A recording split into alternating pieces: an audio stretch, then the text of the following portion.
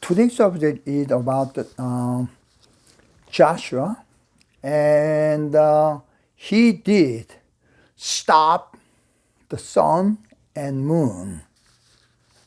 When you look at the Joshua chapter 10, verse 12 to 14, and on the day the Lord gave Amorite over Israel, Joshua said to the Lord in the presence of Israel, Sun, stand still over Gibeon, and you, moon, over the valley of Ayalon.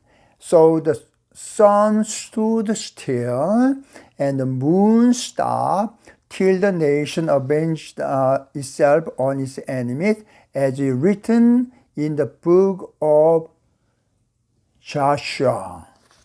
Joshar. Okay. Now, when you read, it is written in the book of Joshua, and we know the Joshua was not written by Joshua himself. It is written somebody else. Now, and then not only this time, that when you read Second King chapter 20 verse 8 to 10, Hezekiah asked Isaiah, what will be the sign that the Lord will heal me, that I will go up to the temple of the Lord on the third day from now? And Isaiah answered, this is the Lord's sign to you, that the Lord will do what he has promised. Shall the shallow go forward 10 steps, or shall it go back 10 steps? And it's simple matter for the shadow to go forward 10 steps, said Hezekiah, rather have to go back 10 steps. So the clock moved back. And then when I attended in a church, I heard this kind of a sermon only once. And then at the time, the pastor told that I was busy, so I could not go to a library and search search about this subject. But what I heard from another pastor, where he used to go, said, and NASA, try to figure out, all kind of a thing, and then only one day is missing, and then the missing is this Joshua story and Hezekiah story. They make one day. So, a long time ago, 30, 40 years ago, I just, oh yeah. But I heard Nathan never, open those kind of a thing. So now, I'm going to ask you two things. The first thing is, I know God is almighty. He can do everything, or whatever he wants to. So, even though one day is missing, that he can do that. But my question is this. Why this kind of record? This is amazing, story. Then why it's not written in Egypt history or Mesopotamia story? What about the India? What about the China? They do have, letter to write down, but nobody wrote down this amazing fact. Only in Joshua and in Hezekiah story. Then, second, we know the earth is Earth's rotation and also Earth's revolution.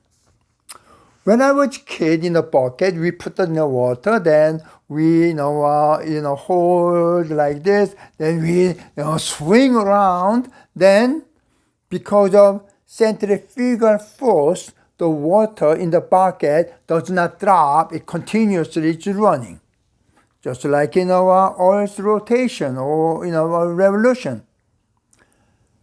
Now, when I rotate in a bucket, inside the water, then I grab. Somebody grab. Then what happened? All the water will come down from the bucket. So when you run, it's okay, but when Earth stop moving, then what's going to happen? All the water, maybe, hit the,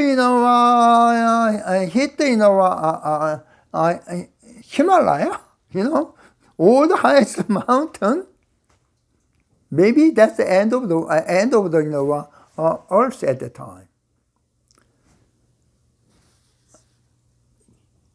Can't you agree about this one? Because we know the fact these days. The tsunami at the time, you cannot, unbelievable thing will happen. Now let me look at it in a little different way.